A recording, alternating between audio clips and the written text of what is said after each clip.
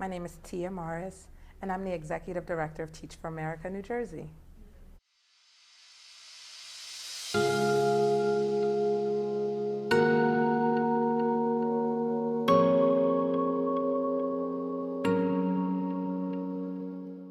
I think back to my childhood. I think I kind of always knew I wanted to be a teacher. I was the one who, at the end of the school year, always got the extra papers and supplies from the teacher, took them home.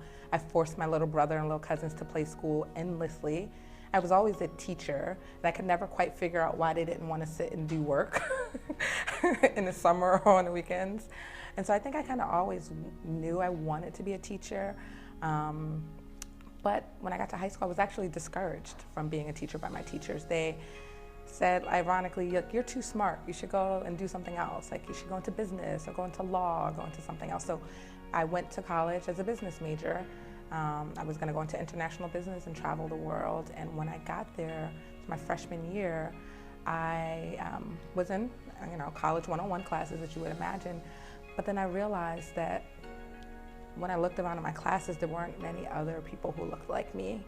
And a lot of my friends who were African American or Latino were in remedial classes. And I quickly realized that they had grown up in places like Paterson in Newark, in Camden, in Trenton, in Jersey City. And I knew that I didn't have any particularly great upbringing. It was only by the fact that I had gone to a really good school with really good teachers that it prepared me. And I vowed from that moment that I would one day open a school that got Black and brown kids to college. And so I knew from 18 years old as a freshman in college that I wanted to go into education and that I would want to do what I can to change the lives of other kids.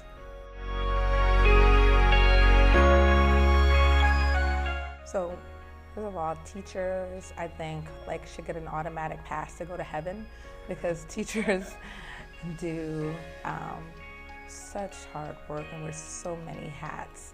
I think a great teacher, though, first and foremost, has this overwhelming sense of love that drives them, because you need that to fall back on. Love, grit, passion.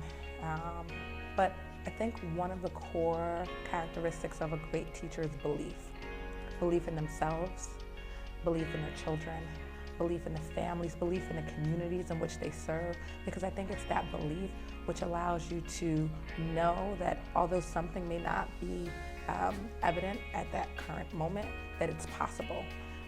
And so this belief in the human spirit, this belief in potential, infinite potentiality of our children, and belief in the spirit of the communities in which we serve, I think, is the ultimate characteristic that drives you on those days when you just are too tired to go, when you have one more paper to grade, when you have the next test to prepare for, when it's the next evaluation that you're getting.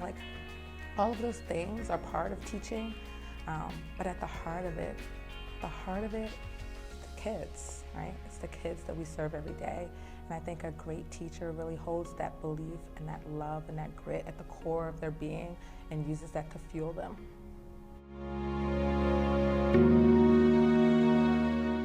So when I think of my successes, I would have to speak about all of the young people who I've had the privilege of teaching, all of the families I've had the honor of interacting with, and those people, those interactions, they're my success stories.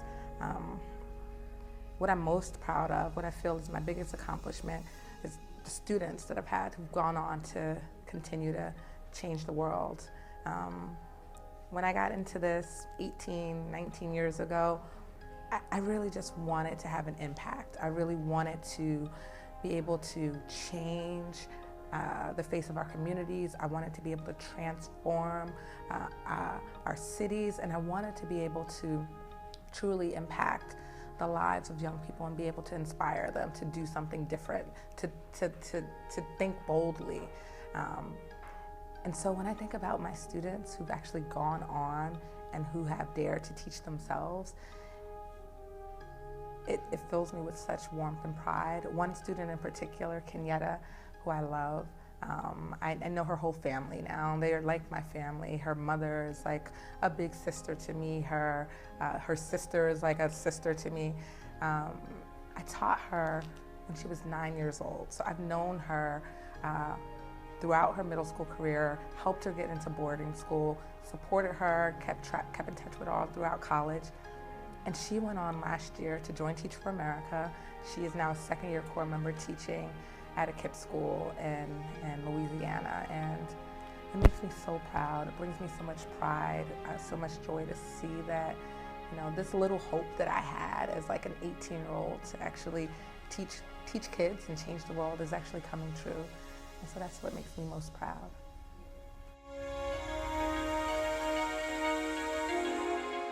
Teaching is a very challenging profession. You know, it is one where every day we're faced with like bureaucracy and trying to make change in systems that are like entrenched and that have been stuck in their ways for years.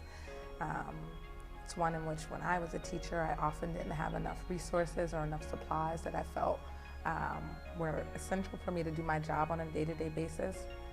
But the biggest challenge that I faced was fear, really. Fear on the part of my colleagues. I felt that many of my colleagues were a little bit afraid of change and afraid to try something new and afraid of the unknown, and I feel that fear impacted our collective growth. I think I also faced the fear of some of my families and community members who are a little bit skeptical of me, or skeptical of me as a new person coming into the community. So that was a challenge for me. But the biggest way that fear challenged me in my early years of teaching were really the fear that I had, my fear, my own fear, my being afraid that maybe I wasn't good enough, my being afraid that maybe I couldn't have the impact that I wanted to have in the lives of my children. And I remember somebody told me once that fear is false evidence appearing real. And that has always stuck with me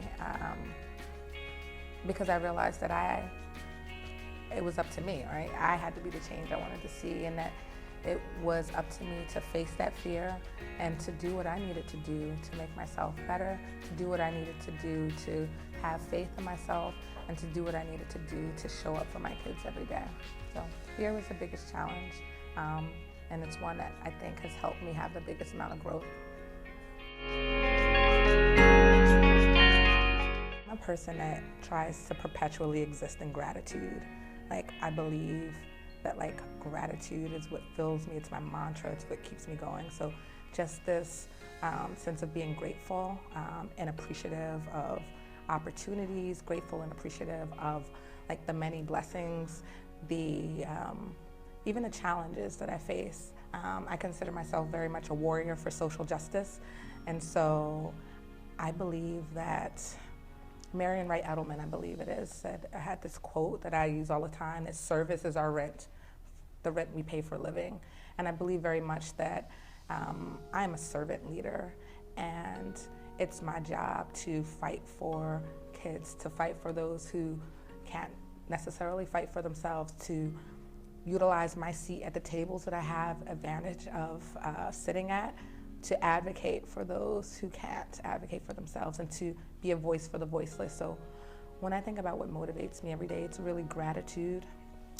When I think about what pushes me every day, it's this gratitude and this sense of responsibility and a sense of accountability to my fellow man, and especially to young people. And so that's what drives me. So I am new executive director for our region, but I'm not new to New Jersey. And New Jersey is amazing, particularly the cities in which we serve. So I'm looking forward to meeting all of the core members who dare every day to do great things in classrooms. I'm looking forward to meeting and developing close relationships with all of our staff members. But more importantly, I'm so looking forward to the deep impact that we're going to have Um, One thing that I'm hoping to really impress upon our community, our collective Teach for America community here in New Jersey, is the power that we can to really transform the communities in which we serve.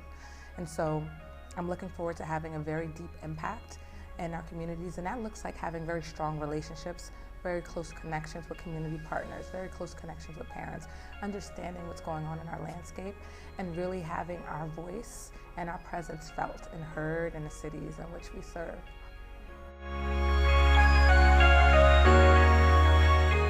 I love French fries. Like I have like I don't know, like anything potato, I love. I have like memories of my mother's telling the story at too many family gatherings about how, as a little kid, if we were in a restaurant or a fast food place, I would go up to other people's tables and steal their French fries. So she would have to stop me from like going up to people's tables to steal their French fries because I've always loved them. So I have a little weakness for potato.